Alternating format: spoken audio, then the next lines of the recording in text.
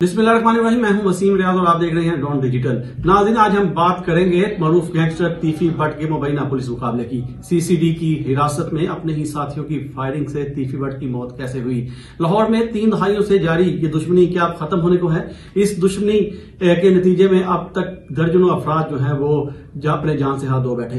इसमें बहुत से किरदार जो है वो इस दुश्मनी की भीड़ चढ़े। वहीं एक मरकजी किरदार तीफी भट्ट जो पुलिस के मुबैना मुकाबले में मारा गया। ये दुश्मनी का आगाज कब, कैसे, क्यों हुआ, पर अब तक कितने अफराद इसमें मारे गए, इस हवाले से तफसीलन बात करेंगे हम आज के इस व्लॉग में। लेकिन सबसे पहले हम बात करेंगे तीफी भट्ट के मुबैना पुलिस मुकाबले की।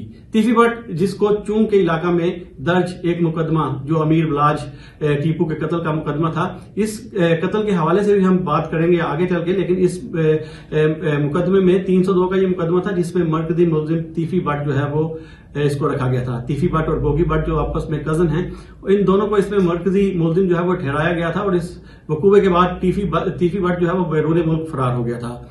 पुलिस ने इनकी गिरफ्तारी के लिए मुख्तलिफ औकात में जो है वो इकदाम किए, लेकिन पुलिस कामयाब नहीं हो सकी। लेकिन अब इंटरपोल की मदद से दुबई से तीफी भट्ट को जो है वो गिरफ्तार किया गया और गिरफ्तार करने के बाद फिर लाहौर मुंतकिल किया गया।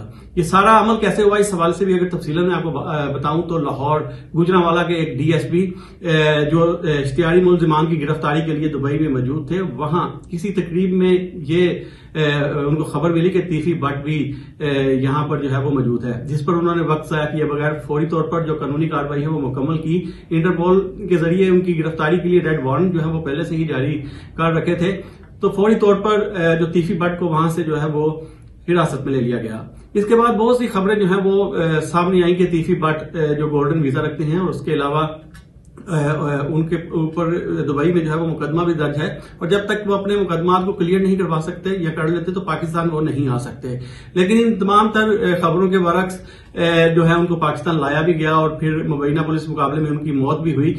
तो बताया ये जा रहा है पुलिस जराये की तरफ से तीफी भट्ट को दुबई की मुकामी अदालत में जो है वो पेश किया गया और काजी के सामने तीफी भट्ट ने यह इतराफ किया कि वो पाकिस्तान जाना चाहते हैं और अपने मुकदमात का सामना करना चाहते हैं, जिसके बाद उनको यहाँ दुबई से जो है वो कराची और फिर कराची से लाहौर मुंतकिल किया जाना था। सीसीडी की तरफ से जो तफसीलात बताई गई हैं वो ये बताई गई हैं कि तीफी भट्ट को जब कराची मुंतकिल किया गया तो वहां से सीसीडी की टीम ने जो है वो इनको अपनी तहवील में ले लिया और फिर DSP Model Town Hasnain Haider जो है वो इनको लेकर जो है वो लाहौर की तरफ आ रहे थे कि जैसे ही ये पंजाब में दाखिल हुए तो रहीम यार खान के इलाका में 2 गाड़ियों में सवार 7 से 8 मुसल्लह अफराद जो है जिन्होंने सरकारी गाड़ी के आगे से और पीछे से जो है वो फायरिंग शुरू की और इस दौरान जो मुलजिमान हैं वो तीफी भट्ट को पुलिस की हिरासत से छुड़वाने में कामयाब हो गए। इस वारदात का अलग मुकदमा जो है वो दर्ज किया गया है। इस वारदात के 2 मुकदमात जो है वो दर्ज किए गए, इस सवाल से भी मैं तफसीलन आपको बताऊंगा। लेकिन जो पहला मुकदमा दर्ज किया गया है वो DSP Model Town CCD Lahore Hasnain Haider की मुद्दत में दर्ज किया गया है और जिसमें यह बताया गया है कि नामालूम मुलजिमान जो 2 गाड़ियों में सवार थे वहां आए, जिन्होंने फायरिंग की और फायरिंग के बाद तीफी भट्ट को वहां से छुड़वा कर फरार हो गए। जो दूसरा मुकदमा दर्ज किया गया है वो सीसीडी के सब इंस्पेक्टर जबरान की मुद्दत में जो है वो दर्ज किया गया है। रहीम यार खान में ही ये दोनों मुकदमा जो है वो दर्ज किए गए हैं और इस मुकदमे में जो एफआईआर का मतन है उसके मुताबिक सब इंस्पेक्टर जबरान अपने जो साथी एहलकार हैं उनके हमरा कच्चे के इलाका से ऑपरेशन के बाद जो है वो वापस आ रहा था कि सामने से इन्होंने मुलजिमान की तेज रफ्तार गाड़ियां जो है वो आती हुई देखी, जिनको रोकने के लिए पुलिस एहलकारों ने जो है वो अपनी पोजीशन संभाली तो इस गाड़ियों में सवार अफराद ने जो है वो पुलिस पार्टी पर फायरिंग शुरू कर दी। इस फायरिंग के नतीजे में कांस्टेबल जो है वो जख्मी भी हुआ। ताहम 20 से 25 मिनट फायरिंग का सिलसिला यह जारी रहा जिसमें मुलजिमान की फायरिंग से तीफी भट्ट जो है वो मौके पर ही हलाक हो गया और उसके बाद मुलजिमान अपनी गाड़ी और तीफी भट्ट को वहां छोड़कर दूसरी गाड़ी में बैठकर फरार हो गए। ये 2 मुकदमात जो है वो रहीम यार खान में दर्ज किए गए हैं। ये पुलिस मुकाबला हुआ जिसके बाद ये तमाम तर तफसीलात जो है वो सामने आई। उसके बाद पुलिस ने तीफी भट्ट की डेड बॉडी जो है वो शेख ज़ायद अस्पताल जो रहीम यार खान है वहां मुंतकिल की और वहां उनका पोस्टमार्टम जो है वो मुकम्मल किया गया। पोस्टमार्टम मुकम्मल करने के बाद ये डेड बॉडी जो है वो बुरसा के हवाले की गई, जिसको फिर लाहौर लाया गया और फिर यहाँ नमाज जनाजा के अदा करने के बाद उसकी तदफीन जो है वो कर दी गई। इस दौरान कुछ बातें ये भी सुनने में आई कि पुलिस ने डेड बॉडी देने से पहले कुछ शराइत जो है वो अपनी रखी थी। तीफी भट्ट के भाई ख्वाजा अजहर गुलशन इस हवाले से जो है वो बयान देते हुए भी नजर आए। उनका कहना था कि पुलिस ने कहा है कि जो गुस्सा है वो किसी भी किस्म की कानूनी कार्रवाई जो नहीं करवाएंगे। इस हवाले से वो इनको एक तहरीरी बयान भी देंगे और एक वीडियो बयान भी देंगे। लेकिन उन्होंने इस डिमांड को या उनकी इस शर्त को जो है वो मुस्तरद किया और उनका कहना था कि वो ऐसा कोई भी काम जो है वो नहीं करेंगे। फिर आखिर बाद में उनको डेड बॉडी जो है वो दी गई, जिसको तदफीन जो है वो लाहौर में जो है वो कर दी गई। अब बात करते हैं नाज़रीन इस दुश्मनी की। तो 3 भाइयों से 35 साल से चले आने वाली ये दुश्मनी कब कैसे शुरू हुई, इस हवाले से मैं आपको तफसीलन अगर बताऊं तो 1994 में ये इस दुश्मनी का जो है वो लाहौर में आगाज हुआ। ये 2 खानदान हैं जिनमें ये दुश्मनी जो है ये परवान चढ़ी। इनमें एक भट्ट बरदरान जिनमें तीफी भट्ट, जिनका असल नाम ख्वाजा तरीफ गुलशन उर्फ तीफी भट्ट है, दूसरा अकील भट्ट गोगी भट्ट के नाम से जो है वो जाने जाता है। ये दोनों भाई जो हैं वो ताजर हैं और ताजर रहनुमा मारूफ मार्केट के, जो लाहौर की मारूफ मार्केट है उसके ताजर रहनुमा भी हैं। दूसरा ग्रुप जो है वो ट्रकावाला के नाम से मशहूर है। गुड ट्रांसपोर्ट के नाम से इनका जो कारोबार है वो पाकिस्तान बनने से पहले का कारोबार जो है वो इनका चलता आ रहा है। और इस कारोबार को जो है वो नथू के बाद जो है वो बिल्ला ट्रका वाला जो है वो देखते थे। और इन दोनों में जो दुश्मनी का आगाज है वो 90 की दहाई में जो है वो शुरू हुआ। उस वक्त शुरू हुआ जब हनीफ उर्फ हनीफा और शफीक बाबा ने जो है वो बिल्ला ट्रका वालों को इसके डेरे पर ग्वाल मंडी में जो है वो फायरिंग कर कत्ल कर दिया था। बताया जाता है कि हनीफ और शफीक दोनों इनके अपने ही मुलाजिम थे, लेकिन कुछ आपसी इख्तलाफात के बाद इन्होंने गोगी भट्ट और तीफी भट्ट के पास जाकर जो है वो पनाह ली और फिर बाद में डेरे पर जाकर बिल्ला ट्रका वाले को जो है वो कत्ल कर दिया। इस कत्ल के बाद जो है वो सारी भागदौड़ जो है वो आरिफ अमीर उर्फ टीपू ट्रका वाला के कंधे पर आई, जिसने ये तमाम तर जिम्मेदारी है जो है अपनी कारोबारी और ये जो दुश्मनी की थी उसको संभाला। उसके बाद ये एक गैंग वार का सिलसिला जो है वो लाहौर में शुरू हुआ, जिसकी जड़ें हमने देखा कि ना सिर्फ लाहौर की गली मोहल्लों में बल्कि सियासत में भी फैलती हुई नजर आई। लाहौर के जो सियासतदान हैं और बहुत से ऐसे फैसले जो हैं वो इन डेरों पर होने लगे और बहुत से जराइम पेशा अफराद जो हैं वो इन डेरों पर पनाह लेने लगे। यूं लाहौर में इस खूनरेजी का आगाज जो हुआ। उसके बाद 2003 में टीपू ट्रकावाला पर अवाने अदल में जो है वो कातलाना हमला किया गया। इस हमले में टीपू ट्रकावाले के 5 गनमैन जो है वो मारे गए, जबकि टीपू ट्रकावाला खुद जख्मी हुआ। और इस हमले का मुकदमा भी तीफी भट्ट और गोगी भट्ट के खिलाफ जो है वो दर्ज किया गया। इन मुकदमात के दर्ज करने के बाद इनकी गिरफ्तार इनको जो है वो नहीं किया गया। मुकदमात जो है वो इनके चलते रहे, लेकिन जो टीपू ट्रका वाला है वो अपनी फैमिली के हमरा बैरून मुल्क जो है वो मुंतकिल हो गया। फिर 2010 में टीपू ट्रका वाले को जो है वो कत्ल किया गया। 2010 में टीपू ट्रका वाला जब दुबई से लाहौर पहुंचे और जब एयरपोर्ट की पार्किंग में पहुंचे तो वहां पहले से ही घात लगाए मुल्जिमान ने जो है वो फायरिंग का निशाना बनाया, जिससे टीपू ट्रका वाला की जो है वो मौत हुई। और इस वारदात का मुकदमा भी गोगी भट्ट और तीफी भट्ट के खिलाफ जो है वो दर्ज किया गया। इसके बाद इस खानदान की जो जिम्मेदारी है वो अमीर बलाज के कंधों पर आ गई। अमीर बलाज एक पढ़ा लिखा नौजवान था जिसने अपने इस सारे मामलात को जो है बखूबी संभाल लिया और उसके बाद इन तमाम मामलात को, अपने कारोबारी मामलात को और अपने इन तमाम चीजों को जो है वो साथ लेकर चल रहा था। लेकिन जैसा कि मैंने आपको शुरू में बताया कि तीफी भट्ट को चूंग के मुकदमे में जो है वो गिरफ्तार कर लाया गया था। ये मुकदमा चूंग में अमीर बलाज के कत्ल का जो है वो दर्ज किया गया है। 2010 में टीपू ट्रका वाले को कत्ल किया गया। ठीक 14 साल बाद अमीर बलाज टीपू ट्रका वाले का बेटा, इसको लाहौर के इलाका चूंग में जो है वो मौत के घाट उतार दिया गया। इसकी तफसीलात अगर मैं आपको बताऊं, अमीर बलाज का कत्ल चूंग के इलाके में एक शादी की तकरीब में जो है वो किया गया। 19 फरवरी 2024 को ये वाकया जो है वो रूनमा हुआ। इसकी तफसीलात अगर मैं आपको बताता चलूं तो अमीर बलाज जो अपने गनमैन और साथियों के हमरा एक रिटायर्ड डीएसपी के बेटे की शादी की तकरीब थी, उसमें शिरकत के लिए गए तो वहां पर कैमरामैन का रूप धार कर एक शूटर जो है वो पहुंचा, जिसने अमीर बलाज के करीब आते ही फायरिंग शुरू कर दी और फायरिंग की जद में आकर अमीर बलाज जो है वो मौका पर ही उनकी मौत हुई। जबकि जो सिक्योरिटी गार्ड थे अमीर बलाज की, उन्होंने मौका पर ही फायरिंग करके उस शूटर को जो है वो मार दिया। इस शूटर की शनाख्त जो है वो मुजफ्फर के नाम से हुई, मुजफ्फर शाह के नाम से इसकी शनाख्त की गई। और फिर जब तफसीलात आई पुलिस की तरफ से, उसमें ये बताया गया कि जो जफर शाह है वो तीफी भट्ट का मुलाजिम है, जिसको बतौर शूटर जो है वो इस्तेमाल किया गया है। खैर, इस मुकदमे की भी, इस एफआईआर वाकये के भी एफआईआर जो है वो दर्ज की गई और फिर इसमें भी गोगी भट्ट और तीफी भट्ट को मरकजी मुलजिम जो है वो नामजद किया गया।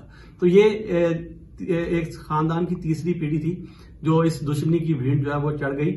उसके बाद पुलिस ने जो है वो इस मुकदमे की तफ्तीश के लिए एक GIT जो है वो तश्कील दी और उस वक्त के जो wing OCU organize crime unit के नाम से जो ऑपरेट करता था उसने इसकी तफ्तीश का जो वो आगाज किया। जब इसकी तफ्तीश का आगाज किया गया तो इसमें एक किरदार एहसन शाह का भी सामने आया। जी हाँ, एहसन शाह जो अमीर बलाज का बहुत ही करीबी दोस्त जो है वो बताया जाता है और बहुत सी ऐसी पार्टियों में तकरीबात में हमने देखा कि एहसन शाह जो है वो अमीर बलाज के साथ ही मौजूद रहा और ये दोस्ती इस कदर ज्यादा थी कि इनका एहसन शाह का अमीर बलाज के घर आना जाना और उसके साथ फिरना रहना बिल्कुल आम था। लेकिन तफ्तीश में फिर ये बात सामने आई कि एहसन शाह ने पैसों के एवज लालच में आकर जो है वो अमीर बलाज की जो है वो रैकी जो है वो की और मुलजिमान को जो मुखालफिन थे उनको इस हवाले से बताया कि अमीर बलाज जो है वो इस शादी की तकरीब में शरीक होने जा रहा है, जिस पर फिर जो मुखालफिन थे उन्होंने ये तमाम जो है वो प्लानिंग की। यूं एहसन शाह जब गिरफ्तार हुआ तो फिर पुलिस ने उसके एतराफी बयान जो है वो भी ये सामने आए और फिर पुलिस ने एहसन शाह के घर से रेड कर वो रकम भी वहां से हासिल की जो इस मुखबरी के एवज जो है वो एहसन शाह ने ले रखी थी। फिर बाद OCU के साथ मुकाबले में एहसन शाह जो है वो भी मारा गया और फिर उसकी जो है वो तदफीन लाहौर में की गई। इस सारे मामला के बाद अगस्त में ये वाकया जो है वो रूनुमा हुआ था जिसमें एहसन शाह जो है वो पुलिस मुकाबले में जो है वो मारा गया और उसके बाद सितंबर में 2024 में ही जो तीफी भट्ट हैं उनके बहनोई जवेद भट्ट का कत्ल जो है वो लाहौर की मारूफ शाहरा केनाल रोड पर जो है वो किया गया।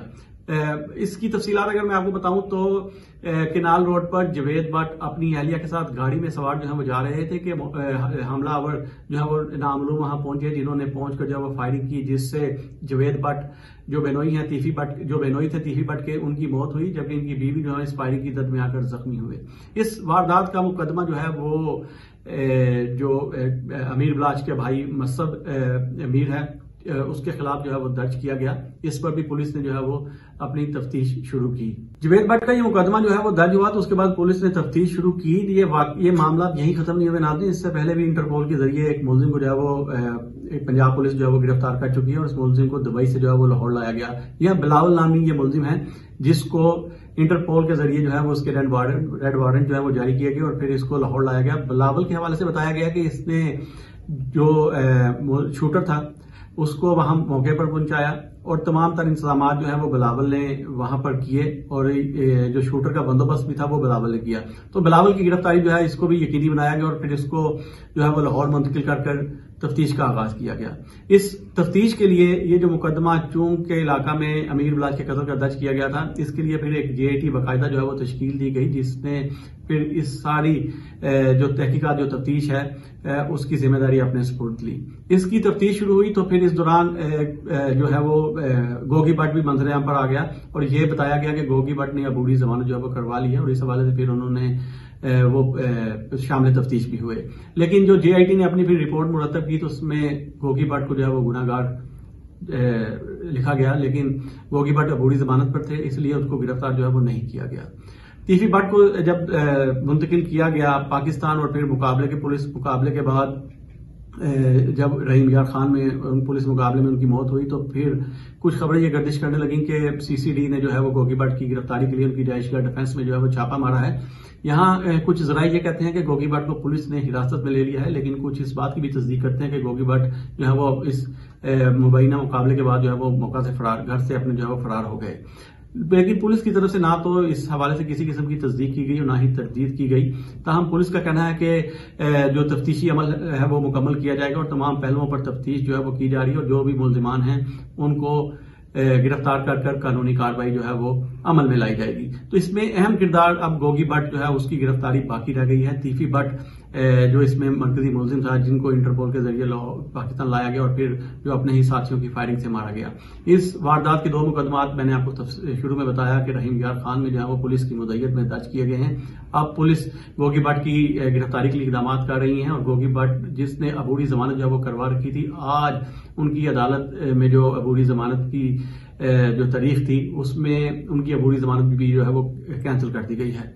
ताहम अब पुलिस मुख्तलिफ मुकामात पर जो है वो छापे मार रही है और पुलिस का ये दावा है कि जल्द इस दूसरे किरदार को भी जो है वो गिरफ्तार कर लिया जाएगा।